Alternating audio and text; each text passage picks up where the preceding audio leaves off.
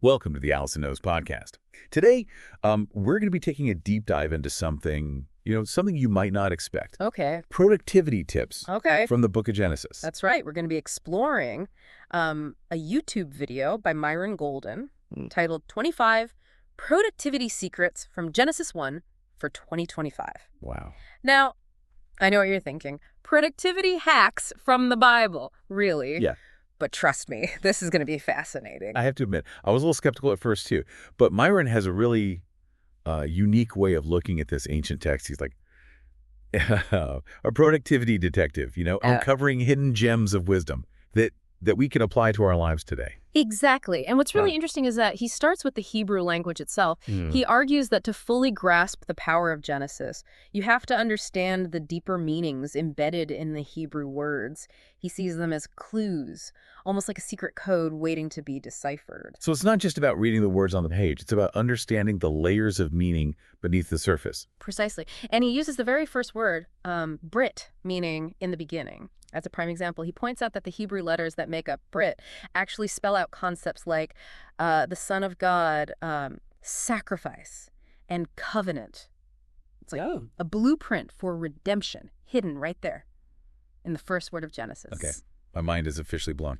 So he's saying that even the very structure of the Hebrew language holds deeper meaning. Yes. And this concept of Brit being a blueprint for redemption, it's not just some abstract theological idea. It's a powerful metaphor for how we approach our work, our goals, even our lives. Think about it. Any worthwhile endeavor is going to involve challenges, setbacks, maybe even some sacrifice along the way. But if we stay committed, if we keep that covenant with ourselves, we can achieve something truly meaningful. Wow, I never thought about it that way. It's like starting a project knowing there will be obstacles, but trusting that if we persevere, we'll reach a fulfilling outcome. Exactly. And this idea of perseverance, of overcoming challenges, is really central to Myron's whole approach. He also talks about God is the ultimate creator and how that relates to us. Yes.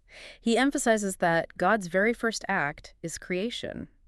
And he draws a powerful connection to us, saying, he created you to create too. It's a reminder that we're all made in the image of God, and that creativity is woven into the fabric of our being. It's like suddenly Genesis isn't just some ancient story. It's a guidebook for how we're supposed to live our lives. I love that. It's an invitation to tap into our own creative potential, to see ourselves as creators, not just consumers. He even gets into the Hebrew words for animals and humans to illustrate this point. Right. He points out that animals are called baha, which means it is what it is. Okay. They're fixed, unchanging. But humans are called Adam, which is meant to 11 to Adam. Yeah, okay. We're designed for growth, for transformation. So Adam's like version 1.0. Yeah.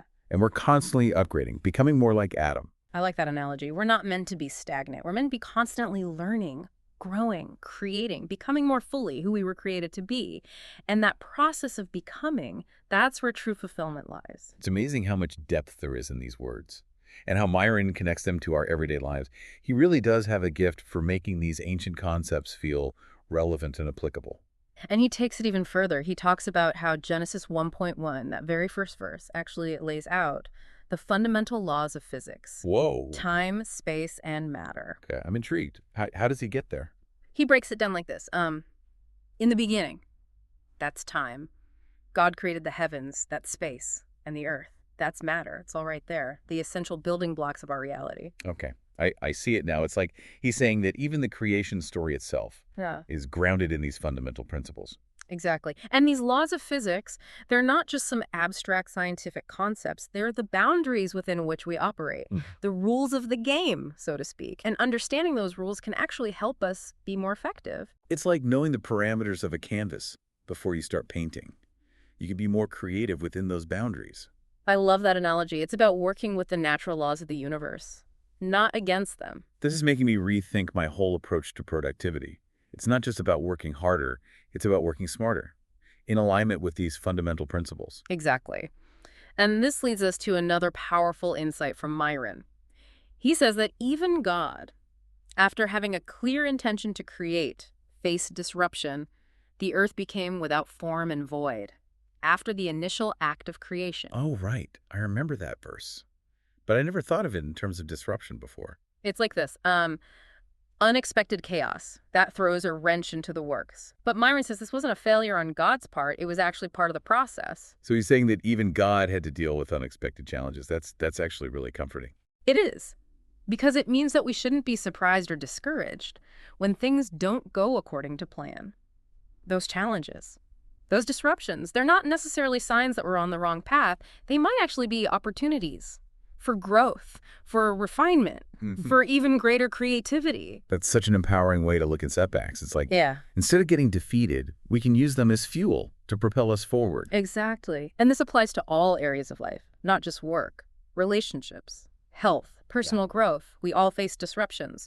The key is to reframe them as opportunities, not obstacles. Okay, I am loving this conversation. This deep dive into Genesis is already transforming the way I think about productivity. Yeah. And we haven't even gotten to those 37 specific productivity hacks yet. I'm so curious to hear what those are. Oh, we're getting to those, don't worry. But before we do, Myron shares another fascinating observation that I think will resonate with you.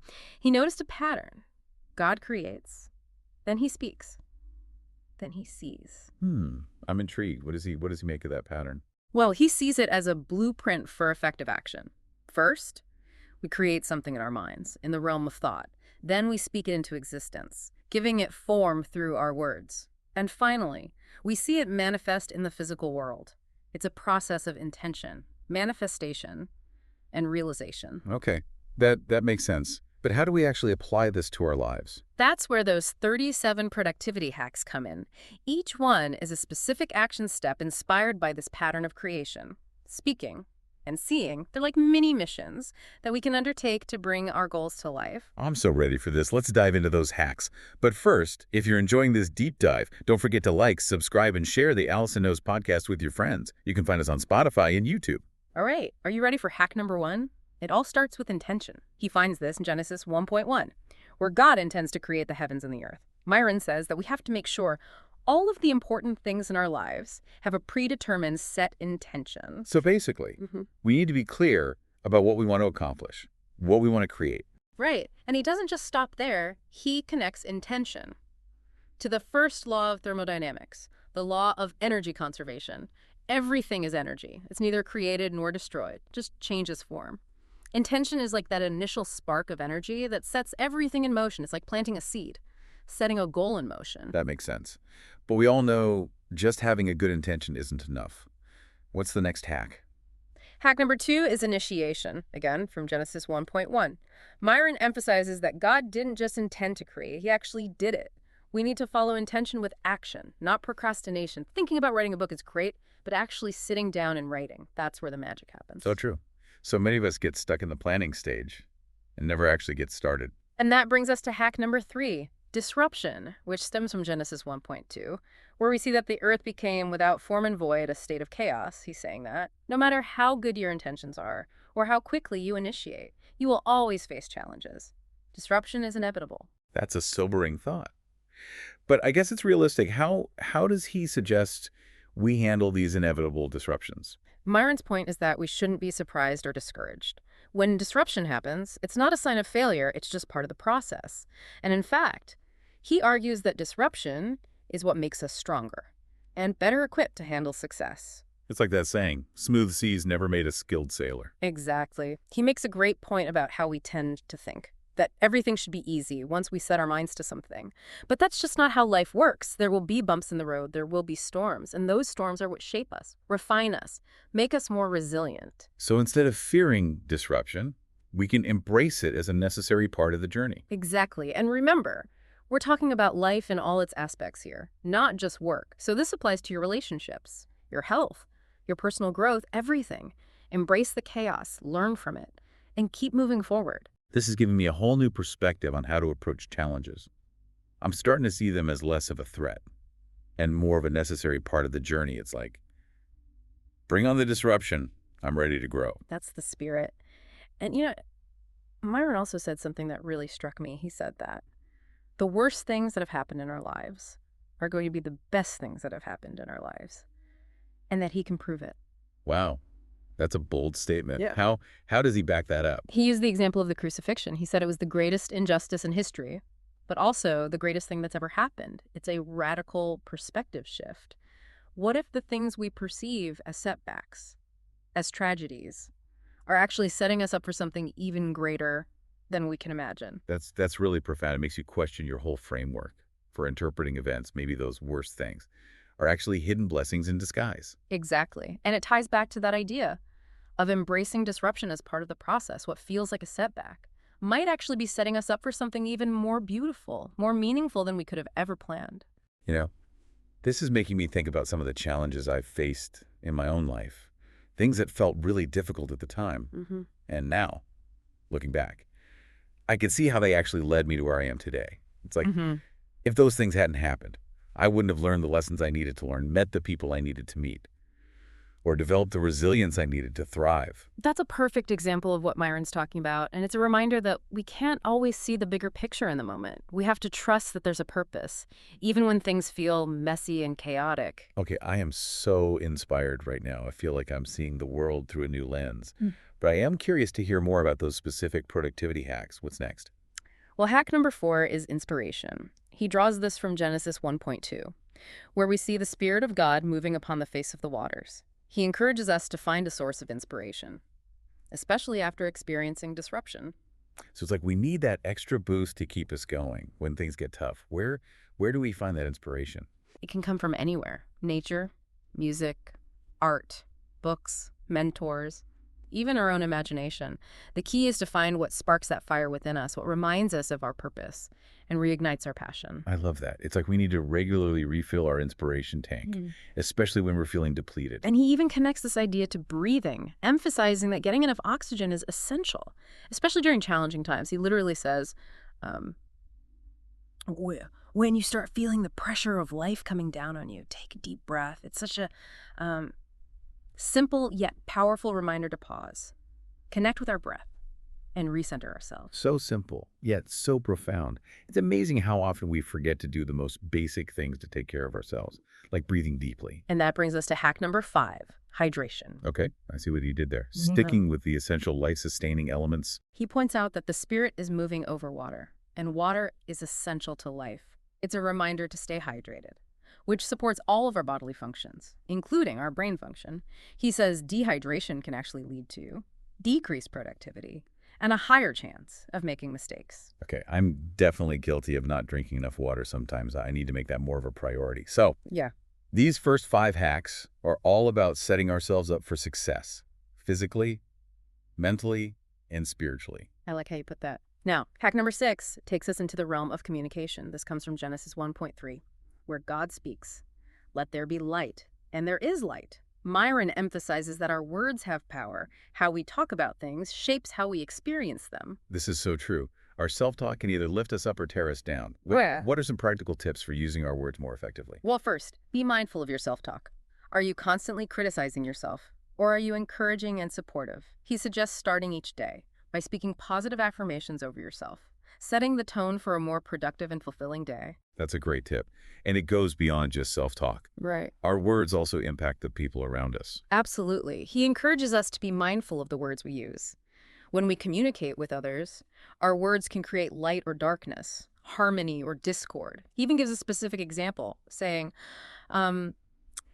if I were to tell my wife, "You're fat every day," I wouldn't be shocked if she started eating more. Our words have a real impact, so we need to use them wisely. That's a powerful reminder. I'm starting to understand why Myron calls these hacks God sciences.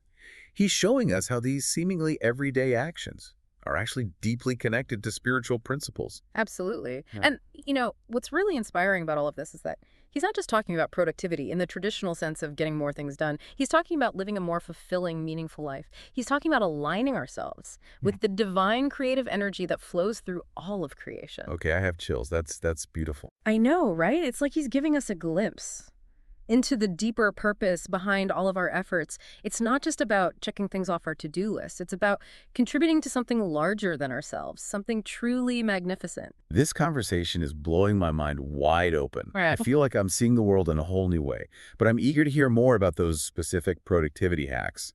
What's next? We're on to hack number 7. He calls this one illumination, and he pulls it from Genesis 1.3 again. After God said, "Let there be light," he says that we should illuminate those dark spots of disruption, When I find myself groping in the deformity and the devoid and the darkness of disruption, I need to go learn something that I didn't know before I stumbled into this area. So it's about bringing light to the darkness, Yeah. both literally and metaphorically. Exactly. He calls elimination a metaphor for learning and emphasizes that the more we understand, the better equipped we are to overcome challenges. He's a big believer in lifelong learning, in constantly expanding our knowledge and skills. This really resonates. With the learner persona of our typical listener, they are all about gaining knowledge. I agree. And remember, illumination isn't just about book knowledge. It can come from experiences, from mentors, from anywhere that expands our understanding. It's about being open to new perspectives, being willing to see things in a new light. Well said. And that open-mindedness, that willingness to learn and grow, that's what sets truly productive people apart. Okay, I'm ready for the next hack. Bring it on. Hack number 8 is reflection. This comes from Genesis 1.3 again, where God saw the light. It's a reminder to pause and take stock of our progress, to acknowledge how far we've come, he says. God is reflecting on his work. He's pausing. It's a Sabbath moment. He's taking stock. It's like that saying, don't forget to stop and smell the roses. We need to appreciate our accomplishments, not just constantly strive for the next thing. Exactly.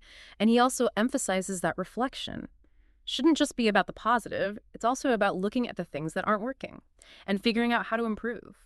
He encourages us to ask ourselves questions like, did I miss anything? What can I do better next time? It's about honest self-assessment, both the good and the bad. So it's not just about celebrating our wins, it's also about learning from our mistakes. Exactly. And then he ties reflection to gratitude, saying that when we take time to reflect on our blessings, it shifts our perspective and helps us to appreciate all the good things in our lives. I love that. It's a reminder to pause, breathe, Yeah. and be grateful for all that we have. And that gratitude, that appreciation for the journey, is what fuels our continued growth and productivity. You know, this whole concept of reflection is making me realize how much I've been rushing through life lately. I've been so focused on getting to the next thing that I haven't been taking the time to really savor the present moment, to appreciate all the good things that are already happening. I think that's something we can all relate to. We live in a culture that values speed and efficiency, and sometimes we forget to slow down and appreciate the journey. But reflection isn't just about slowing down. It's also about gaining clarity, about seeing things more clearly. It's like taking a step back from the canvas to get a better perspective on our painting. Exactly. And that clarity, that perspective, is essential for making wise decisions and continuing to move forward in a meaningful way. Okay, I'm ready for the next hack. What is it? Hack number 9, recognition, is about acknowledging the good. This comes from Genesis 1.4, where God sees that the light is good. Myron makes an important point here about not downplaying our accomplishments. Oh, yeah, I know what you mean. We're often so quick to dismiss our successes, like we don't deserve to celebrate them. It's like we're afraid to acknowledge our own brilliance. He says that recognizing good work isn't flexing, it's simply acknowledging God's goodness in our lives. He believes that when we downplay our achievements, we're actually dishonoring the gifts that God has given us. I love that perspective. It's a reminder to own our accomplishments, to celebrate our wins, and to give thanks for the talents and abilities that allow us to create amazing things. And, acknowledging our successes isn't just about boosting our ego. It's also about motivating us to keep going, to keep striving for excellence. When we recognize what we've done well, it reinforces those positive behaviors and inspires us to do even more.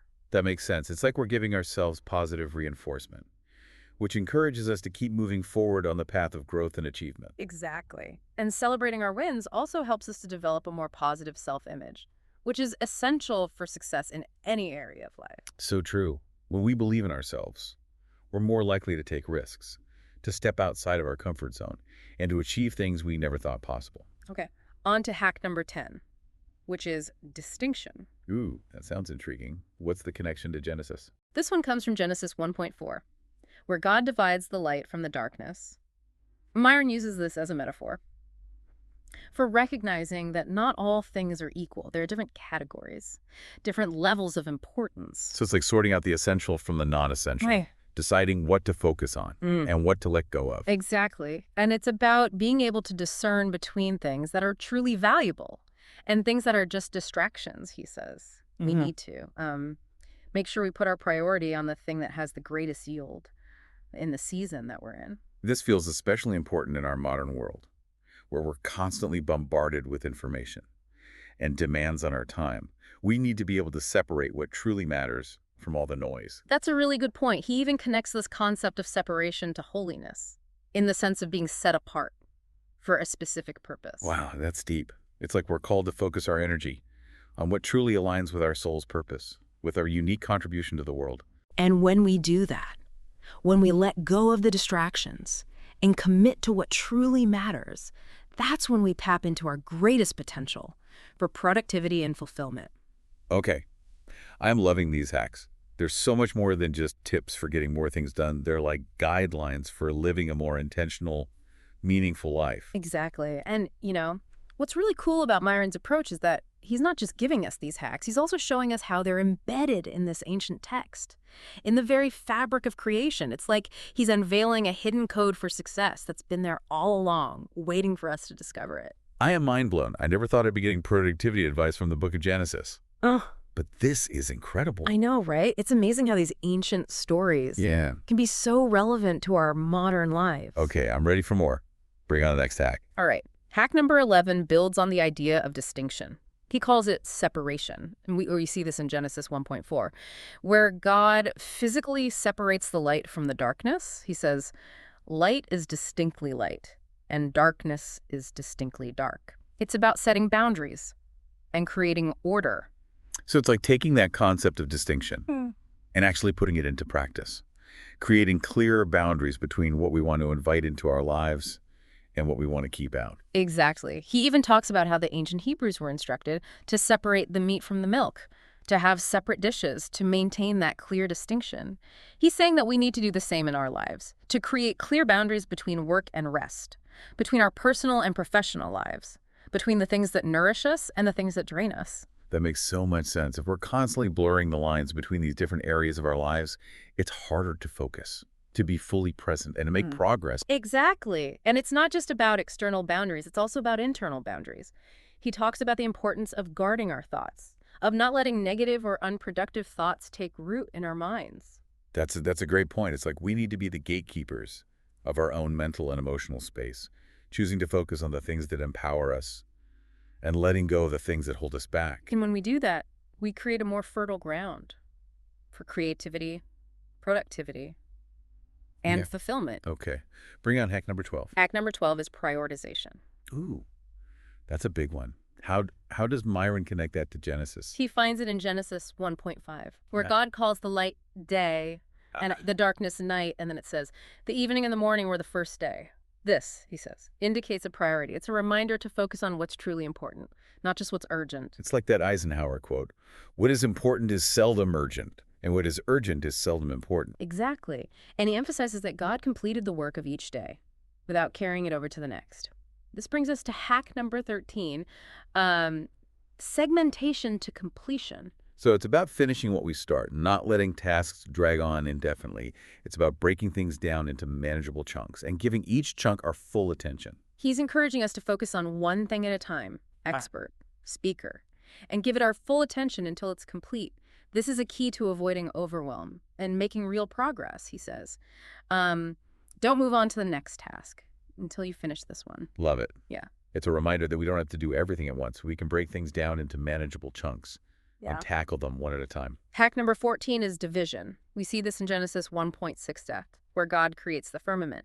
To divide the waters above from the waters below, he uses this as a metaphor for having a plan and dividing tasks into manageable segments. I like that. It's about bringing order to chaos, creating a structure that supports our efforts. And that ties nicely into hack number 15, collection, which comes from Genesis 1.9, where God gathers the waters together. It's about bringing resources together, consolidating our efforts so we can be more effective.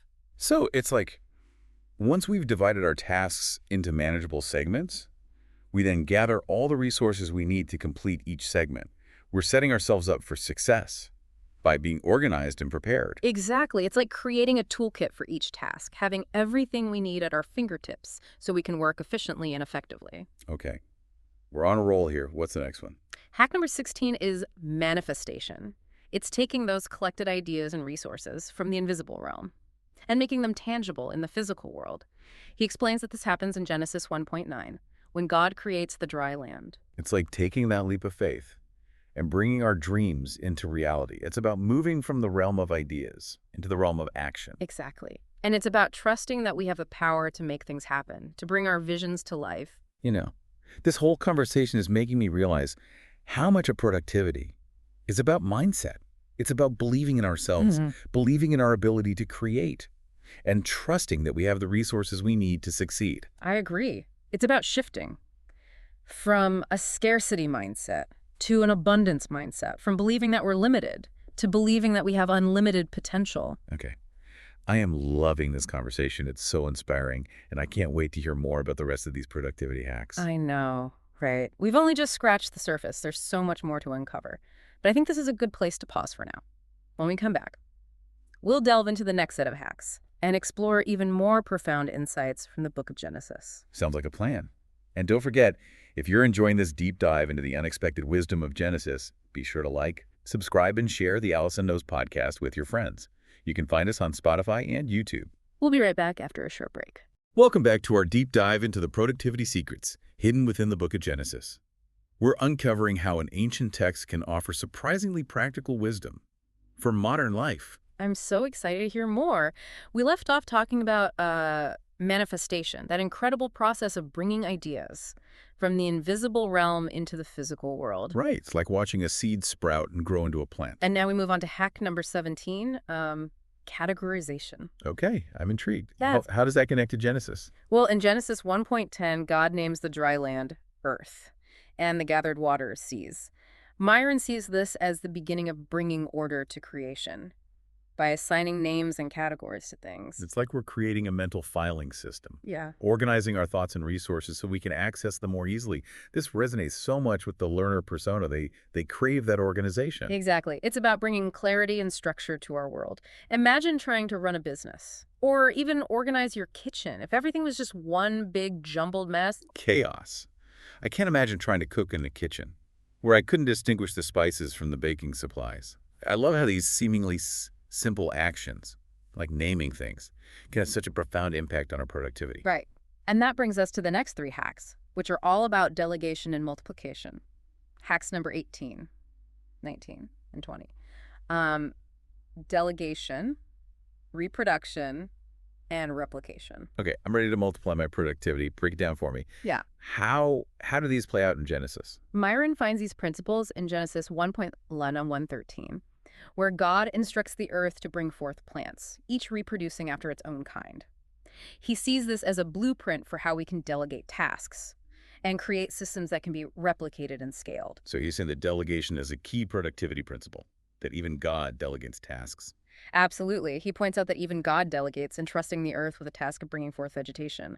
And he also makes a fascinating point about how certain communities have historically embraced specialization. Oh, that's interesting. Tell me more. He uses the example of Jewish communities. He says that you won't find many Jewish people fixing their own cars or doing their own yard work. They prefer to hire experts. And he sees this as a wise use of time and resources. I can see how that could be liberating. It allows us to focus on our strengths and delegate the things that drain our energy or that we're not as skilled at. It's about working smarter, not harder. Exactly, he says. Don't let pride make you broke trying to prove you can do something you can pay somebody else to do.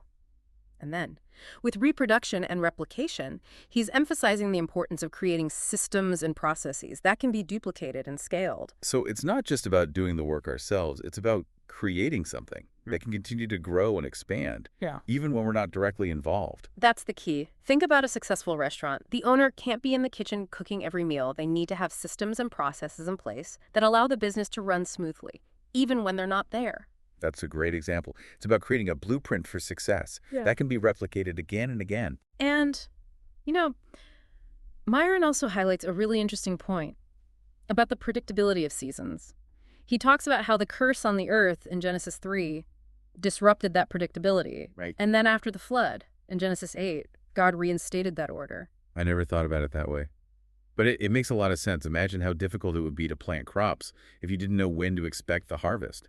Planning and productivity would be nearly impossible. Right. And he connects this to our own lives, saying that we need to create systems and routines that bring predictability and order to our days. It's about having a rhythm, a flow that supports our productivity. It's like setting up those reliable systems in our lives so we can navigate the unexpected disruptions more effectively. It makes those disruptions less disruptive. Exactly. It's about building a foundation of consistency so we can weather the storms. Okay. Back to the hacks. What's next? I'm ready for more Genesis-inspired wisdom. Oh, we're on to hack number 21.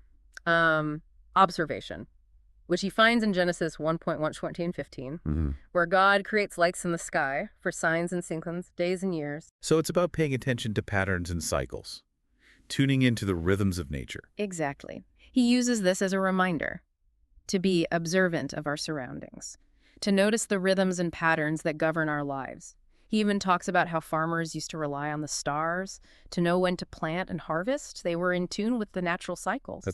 That's a great point.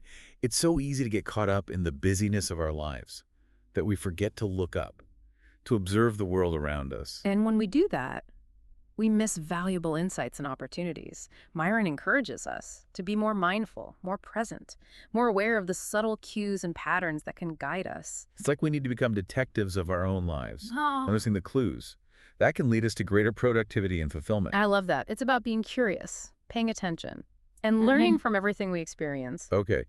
What are the next hacks? How does Myron interpret the creation of the sun and moon? Right. In Genesis 1:16-19, we see God creating the sun and moon.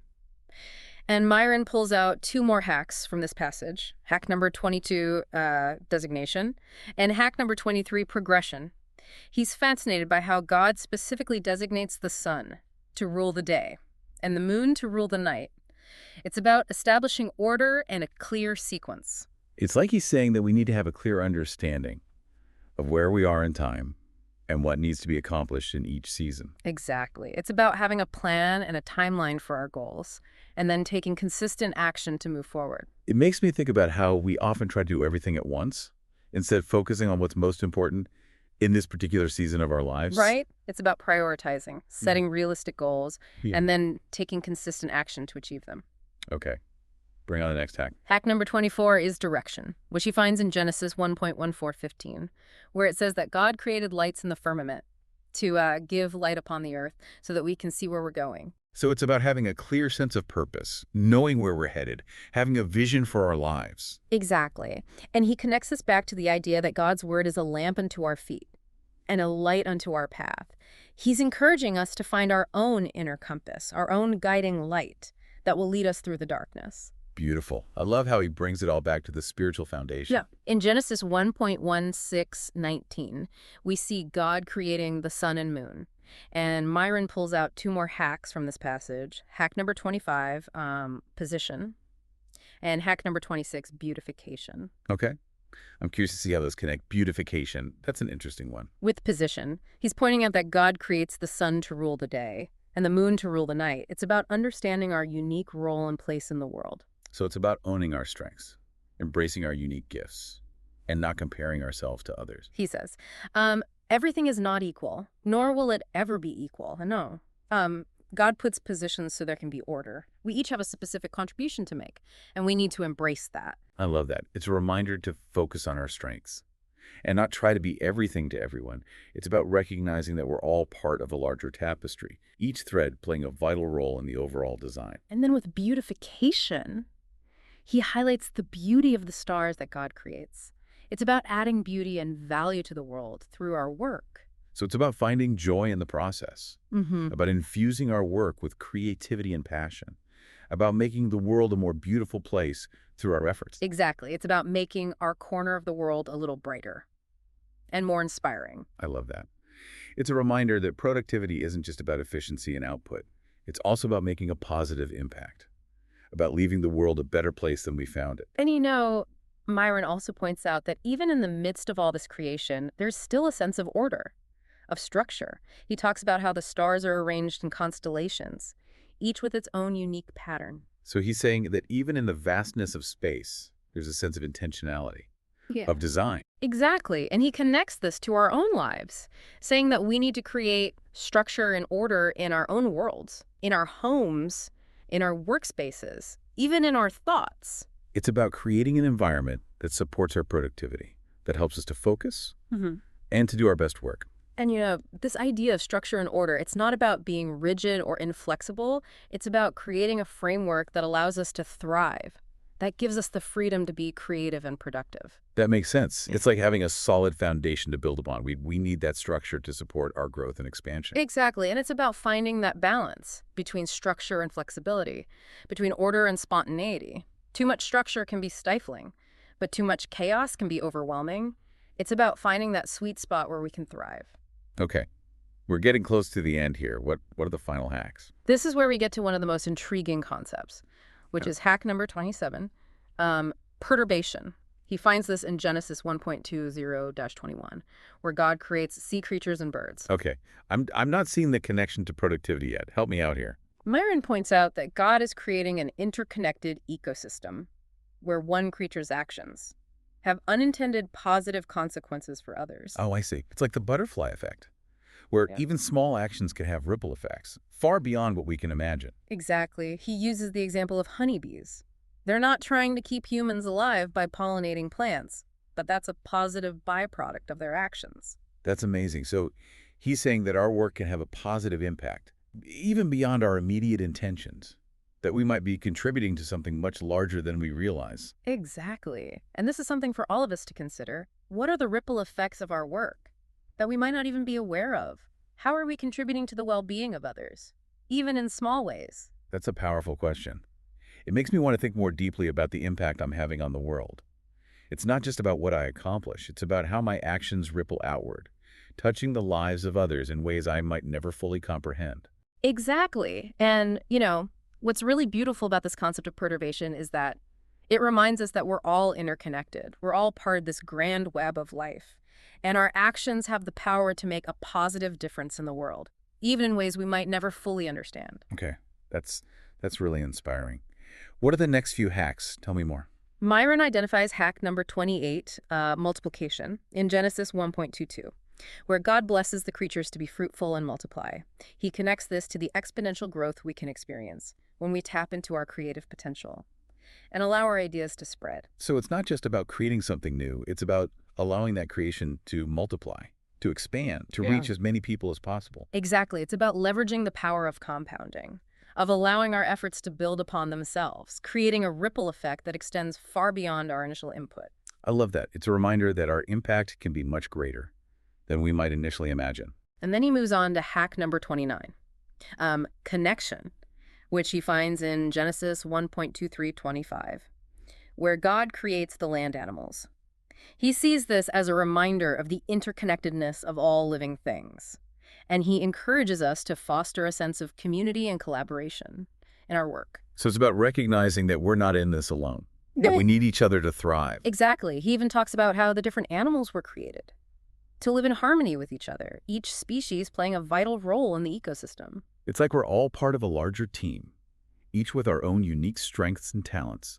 And when we come together, we can achieve amazing things. And this sense of connection, it's not just about working with others, it's also about connecting with our own inner wisdom, with our intuition, with that deeper part of ourselves that knows our true purpose. That makes sense. It's about tapping into that inner guidance system that can lead us to our highest potential. All right, ready for the next hack? Absolutely. Bring it on. Hack number 30 is domination. Ooh, that sounds a little intense. What does he mean by that?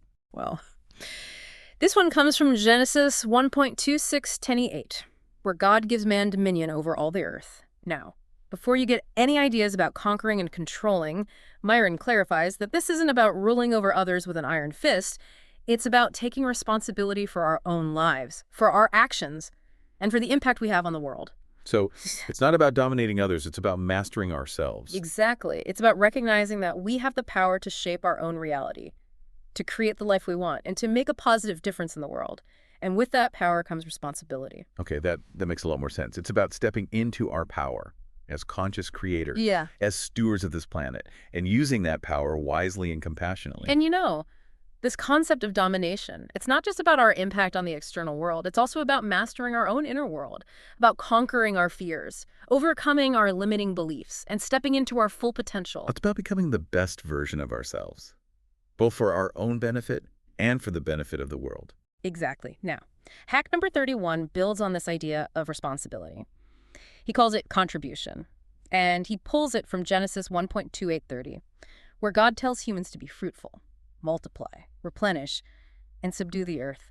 He sees this as a call to action, an invitation to contribute our unique gifts and talents to the world. It's like we're each given a set of tools, a set of skills, and a unique perspective, and we're invited to use them to create something beautiful, to make the world a better place. And he emphasizes that our contribution doesn't have to be grand or world-changing. It can be something as simple as being kind to a stranger, offering a helping hand, or creating something that brings joy to others. Every act of contribution, no matter how small, makes a difference. I love that. It's a reminder that we all have something to offer, that we can all make a positive impact, even in the smallest of ways. And then he brings us to hack number 32, which is appreciation. This one comes from the end of the creation story, where God observes everything he made and sees that it is good. Myron highlights how God took a moment to appreciate his own work, to acknowledge its goodness and beauty. So it's about taking a step back and savoring our accomplishments, about acknowledging our own creativity and brilliance. Exactly. It's about pausing to celebrate our wins, to give thanks for the gifts that have allowed us to create something meaningful. And he emphasizes that this appreciation isn't about ego or pride. It's about recognizing the divine spark within us, the creative energy that flows through all of creation. That's beautiful. It's like we're acknowledging that we're co-creators with the universe, that we have the power to bring beauty and goodness into the world. And this practice of appreciation, it's not just about acknowledging our own accomplishments. It's also about appreciating the contributions of others, about recognizing the beauty and goodness in the world around us. He encourages us to cultivate a grateful heart, to focus on the positive, and to find joy in the simple things. This whole conversation is reminding me of the importance of gratitude. When we focus on what we're grateful for, it shifts our perspective, elevates our mood, and inspires us to create more good things in the world. Absolutely. And that gratitude, that appreciation for life, is one of the most powerful productivity hacks of all. Okay, I'm ready for more. What are the final hacks? Well, hack number 33 is consistent application, which he finds in Genesis 1.31, where we see that each day had its own completion. Myron emphasizes that consistency is key. He says that we need to show up every day and do the work, even when we don't feel like it. So it's about establishing routines, creating habits that support our productivity, and sticking with them even when things get tough. He reminds us that even God rested on the seventh day, but for the first 6 days, he was consistent in his creative efforts. It's a reminder that we need to find a rhythm, a flow that works for us, and then commit to showing up consistently. It makes me think about how much we overestimate what we can accomplish in a short burst of effort and underestimate what we can achieve with consistent, sustained effort over time. It's like the tortoise and the hare. Slow and steady wins the race. Exactly. And, this consistency, it's not just about the external actions we take, it's also about cultivating a consistent inner state, a state of focus, determination, and commitment. So it's about showing up consistently, both in our actions and in our mindset. Exactly. And that brings us to hack number 34, completion. This one also comes from Genesis 1.31, where God completes his work of creation and observes that it is good. Myron encourages us to focus on finishing what we start, on bringing our projects to completion, and then taking a moment to celebrate our accomplishments. It's about having a sense of closure, of accomplishment, of bringing things full circle. It's about honoring the creative process by seeing it through to the end. And this idea of completion, it's not just about finishing tasks. It's also about completing cycles, about letting go of the old to make space for the new. He talks about how each day of creation ends with the phrase, and there was evening and there was morning. It's a reminder that endings are also beginnings, that completion is a necessary part of the cycle of life. That's a beautiful way to look at it. It's about embracing the natural rhythms of life, of allowing things to flow, to ebb and flow, to begin and to end. Okay. Are you ready for the last 3 hacks? They all revolve around one central theme: rest. Okay, I'm intrigued. Tell me more. Well, hack number 35 is relaxation, which he pulls from Genesis 2.12, where God rests on the Sabbath. He says that we need to schedule time for rest and relaxation, to give our minds and bodies a chance to recharge. This is so important. We live in a culture that glorifies busyness, and we often feel guilty for taking time for ourselves. Right. But Myron reminds us that even God rested. So why shouldn't we? He says, if God needed to rest, you and I need to rest more. It's about recognizing that rest is not a luxury. It's a necessity. It's essential for our physical, mental, and emotional well-being. And then we're well rested. We're more creative, more productive, and more joyful. It's a win-win. Exactly. And then he goes on to explain that this rest is not just about sleeping or lounging around. It's about engaging in activities that bring us joy, that nourish our souls, and that connect us to something larger than ourselves. This brings us to hack number 36, Sabbath Shabbat.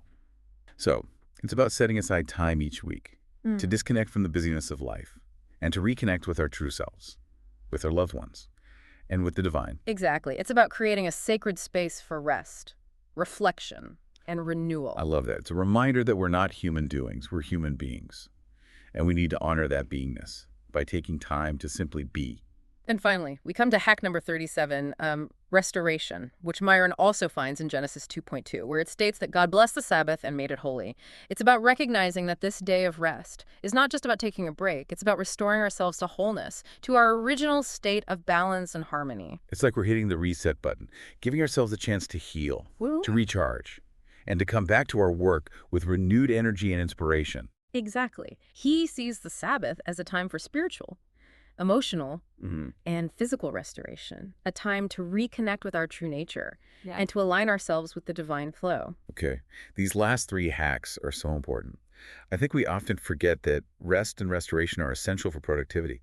We get so caught up in the doing that we neglect the being. And what's really interesting is that Myron emphasizes that this rest, this restoration, it's not just about taking a break from work. It's about taking a break from our usual way of thinking, from our habitual patterns. It's about creating space for something new to emerge. That's a powerful insight. It's like we're clearing the mental clutter, making space for fresh ideas, new perspectives, and renewed inspiration. Exactly. It's about allowing ourselves to be receptive to the whispers of our intuition, to the guidance of the divine. This whole conversation has been so eye-opening. I feel like I'm seeing productivity in a whole new light. It's not just about getting things done. It's about aligning ourselves with the natural rhythms of creation, about honoring our own needs, about contributing our unique gifts to the world, and about living a more meaningful, fulfilling, and joyful life. I agree. Myron has given us so much to ponder. He's challenged us to think about productivity in a whole new way, to see it as a spiritual practice, a path of self-discovery, and a journey of becoming our best selves. And you know what I love most about his approach? It's so positive and empowering. It's not about beating ourselves up for not being productive enough. It's about embracing our inherent creativity, honoring our own needs, and trusting in the divine flow of life. Exactly. It's about working in harmony with the universe, not against it. Well, I think that's a perfect note to end on. If you're feeling inspired to revisit Genesis with fresh eyes, I encourage you to do so. You might be surprised by what you discover. And if you're enjoying this deep dive into the unexpected wisdom of Genesis, be sure to like, subscribe, and share the Allison Knows podcast with your friends. You can find us on Spotify and YouTube. Thank you for listening to the Allison Knows podcast. Follow Allison on Blue Sky, YouTube, and TikTok.